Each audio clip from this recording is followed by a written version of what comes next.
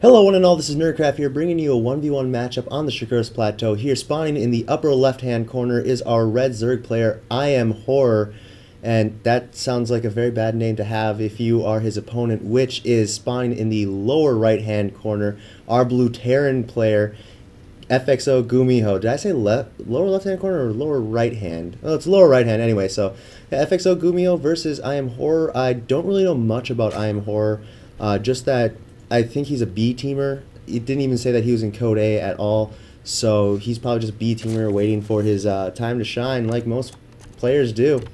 And of course, FXOGuMiho, he's one of the more known Terran players on Team FXO. So yeah, once was part of FXOGu, that's why it's Gumiho FXOGu. And he's going to go for his supply depot here at the 10, as usual. Going to go for a wall off against Zerg, because if you don't wall off against Zerg, that's kind of a bad idea, really. Unless you're Zerg, then you don't have to wall off against Zerg. Then it's fine. And you see Extractor Trick went there for Horror, and now he's just going to be droning up. I'm not going to be surprised to see a 15 hatch come out from Horror. I'm not exactly sure his playstyle at all. Again, he's one of those guys I don't really know about. But because it's a TVZ, wouldn't be surprised to see a Reactor Helling open. Here the barracks going down on the lower part. Very interesting place to put the barracks. Considering that this will be susceptible to any early ling pressure. If he did like a 14 pool, which actually he's going for right now, like I was saying, if he goes for a 14 pool, just gets out like 6 lings, he could easily run by. But no, Gumiho is going to be putting down a second barracks, so might be doing a 2 racks pressure with the bunker. Still no expansion here for Horror, but he's bringing that drone to scout and not to expand.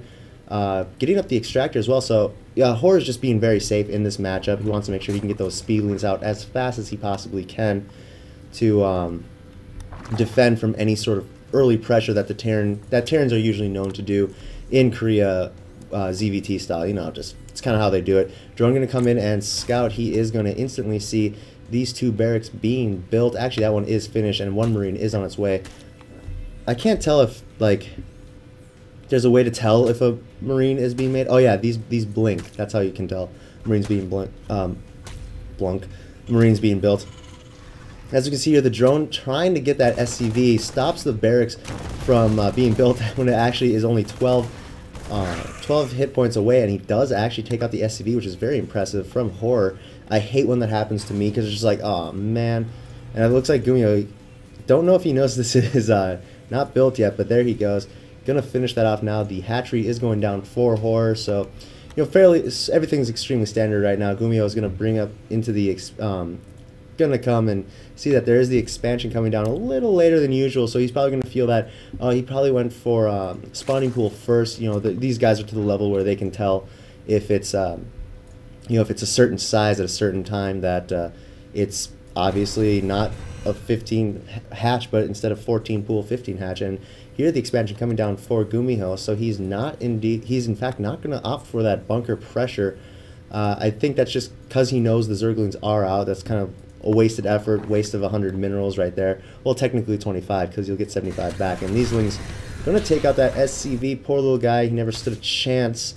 Actually, he might stand a chance if he gets in close enough. There's a lot of Marines over here. 4 Marines versus 4 lings definitely favors the Marines. And yes, the SCV is going to survive. Lucky guy. And a second command center. I don't even know what I was trying to say there. A second command center coming up here for Gumiho. He's probably just going to use this as a macro expansion. You know, get the mules a large SCV count to transfer over here. And now we have the, I was about to say factory, but no, it's actually a 3rd barracks instead. I'm very surprised that Gumiho has not opted for any sort of factory tech yet. That's because he didn't get any gas. I completely did not notice that he was going for a gasless expo. So I'm gonna have to take this down to know, just write it in my little notebook of how to play StarCraft 2, and think 3 barracks gasless expand on Shakuros against Zerg. I think that'd be pretty fun to try out.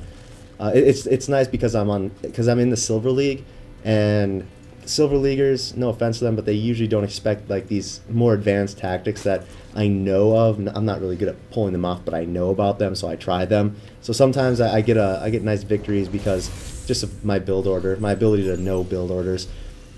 I like to brag about myself as well. So hey, you know, you gotta love someone. Why not yourself? Factory finally come down here for Gumiho. and 9 drones being made for Horror, so he's just going into straight macro mode. He's playing that game of drones there that Rhett likes to play. I don't even know. I really can't say. I probably shouldn't say that because he only has 35 drones right now at the 7-minute mark, and Rhett can get so much drones really fast. That's kind of why he's known for that. But anyway, the third coming down here for Horror. He's just he's making sure that he is nice and macroed up, and a second factory coming up for FXOGuMiho. Not much action has been happening in this game yet. So far, we saw an SCV, almost one SCV died to a drone, and another SCV almost died to some Lings, and some Marines kill a single SCV. So yeah, if we look at the units killed, it's kind of even. And the bunker coming down here for FXOGuMiho, I think he might be expecting a Baneling bust.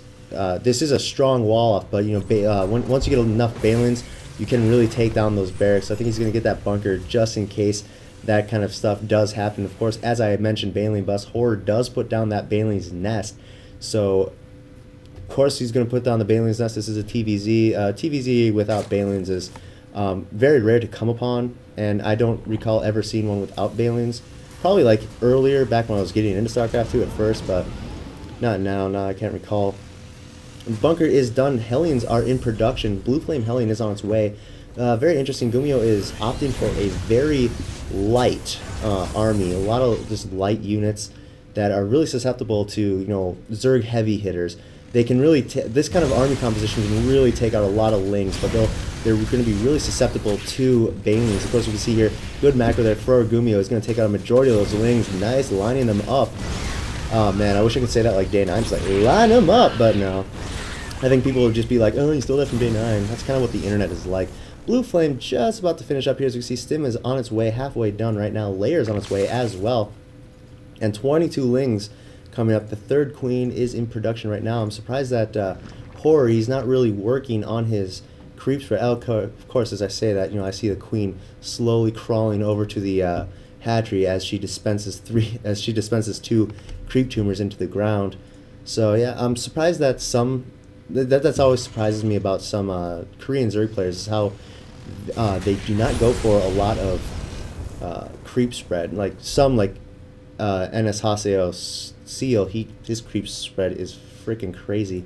And then there's players like July who it's pretty much non-existent. And you can see a bunch of Banelings coming up here for Horror. He did see these 4 Hellions, which are Blue Flames, so he knows that there's Blue Flames out. He's gonna probably be expecting run-bys from these Hellions as well, making a lot of Lings, getting Centrifugal hooks up, and a Spire as well. But no Roach, so no Roach Warrens. So I think Horror is gonna stick to his build. He's not gonna get Roaches out to try and repel Hellion pressure.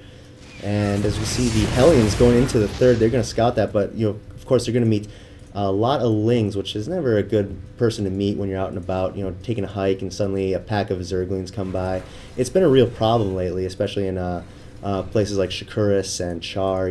People have been falling victim to large packs of Zerglings.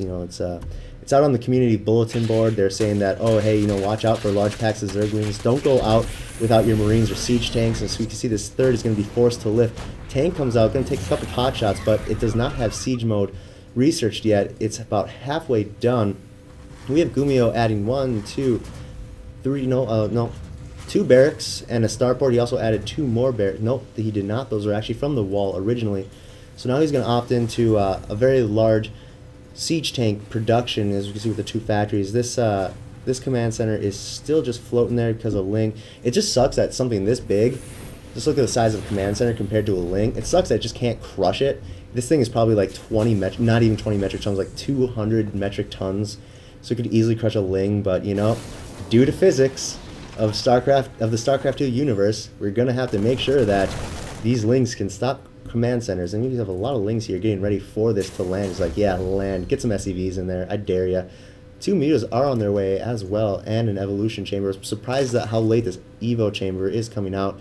Usually you see it come early for most Zerg players just to kind of prepare for drops and possible Banshee pressure. Man, I don't know why it took me so long to say Banshee pressure. So yeah, it's surprising that the first Evo chamber is finally coming out, especially with the amount of Lings that he has. And here comes the Mutas in. They're going to pick off quite a bit of SCVs. The Marines stim forward, try to hit the Mutalisk, and The turrets are going to finish eventually because he did not focus down the SCVs building the turrets. But, you know, Gumio being good, he even got another SCV for some. And here comes the run by with the Lings, but they're going to crash into Marines and straight into siege tank lines. One siege tank does go down, but these three in the back are just dealing out a ridiculous amount of damage.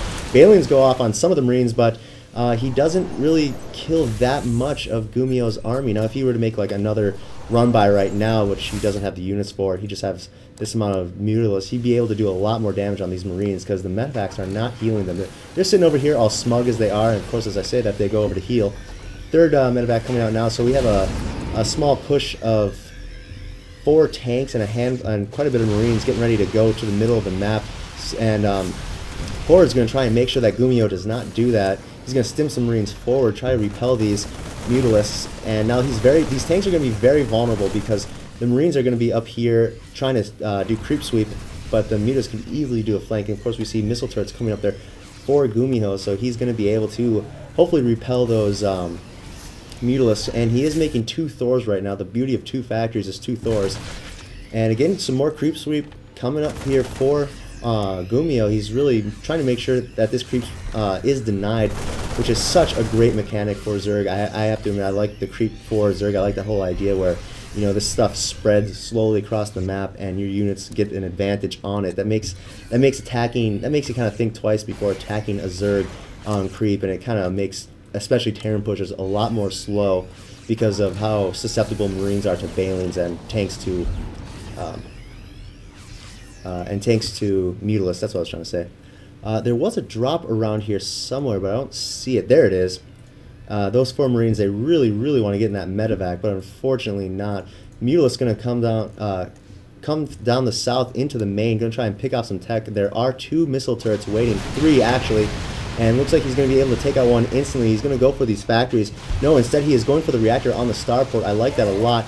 Because you take out the reactor, the medevac production is cut in half, and because Marines heavily rely on those medevacs, it's going to be pretty hard for... It's not going to be pretty hard, but it is going to put a little damper on Gumio's push that he's getting ready to. And the drop over here, getting into the middle line, going to take out a couple probes, and he's going to focus down this spire, which I like a lot. Level 2 air attack is on its way for the Zerg player, but it looks like this is going to get cleaned up, and the spire does go down. That's huge for Gumio. That will give him the advantage that he's looking for to deny those Mutalisks. 2 Mutalisks managed to be produced, though, before, and the Mutalisks come crashing right into stimmed Marines. Never a good place to come crashing into, because Marines, they're kind of angry people, and they have drugs, and so they try to defend their drugs, which are stim packs, really fiercely. Now roaches are on their way. This is I feel this is a good tech switch from Gumio, or not Gumio, but Horror, bailing into roach, and we have level 3 infantry weapons already coming up for the Marines. Gumio has been on top of his upgrades, but I think he only has 1. No, he does have 2 eBays, but he only has 1 armory, so you know, he can only research 1 at a time. These Thors are going to stick around in the base. They're not going to really worry about the rest of the army because there's enough Marines that deal out plenty of damage to take care of the Mutalisks until they get to that critical number, which is like now. That is a lot of Mutalisks. How much Mutas is that? 25 freaking Mutas. I think he might have made a spire somewhere else. Like he had 2 spires down, but I don't know because I don't see the spire. And as you can see that there's so many Mutalisks that they're just able to eat through these missile turrets right away, and they're going to go straight into the SCV line. And another drop at the same time. Double drop here though for Gumio as the large amounts of Mutalisks go into the base, try to pick off tech. The Thors come in and are able to repel it. This drop, however, is going to do some damage. Going to try and deny that layer tech. I feel he should try and focus down the Bailey Nest or the spawning pool because that's what Horror is kind of focusing on. The Roach Warren has Gluelroot Constitution on its way, but no roaches have yet to be repaired. Going to drop some Marines there, take out that Overlord, see if he can supply block Horror, but he's got plenty of Overlords because he's already maxed, and that is just a ridiculous amount of Mutas, Lings, and Banelings. Actually, I think there's more Banelings in there. 24, 32, 33 Banelings, and 24 more on their way. So now we're going to have a grand total of 57 Banelings, and that is a lot of death right there. Level 3 armor coming up here for these Marines, and level 2 melee coming up for the Lings. A lot of missile turrets are being made by Gumio, which is good because he needs to protect his tech, his production. I mean, Because if he didn't make these missile turrets, these Thors would eventually fall to a large amount of mutas being magic boxed. And, then the barracks would be picking out the reactors, the tech labs, and before you know it, you can't make Thors, you can't make tanks, or a lot of Marines at once. So that's always good to protect your tech. Remember, guys, you heard it here first, protect your tech. That's not really protecting your tech more, it's protecting production. Oh well. Small minor details. The third has been established, or the fourth has been established for FXOGuMiho. Looks like it's been there for quite a bit. No, not a large, not like horribly long. And high-sec auto tracking is on its way. I think that also gives an additional range to Thors, but I'm not sure. 2 medevacs as well. Roach is just being produced, as well as level 1 carapace for Horror, and he's going to do a nice spread of his Marines. And here come the engagement. Muta's coming from the north, and Balings and Lings and Roaches coming from the south. They're going to be able to clean up all of these Thors. There is one still in the back. These tanks, majority of the tanks are gone. All the tanks are gone now.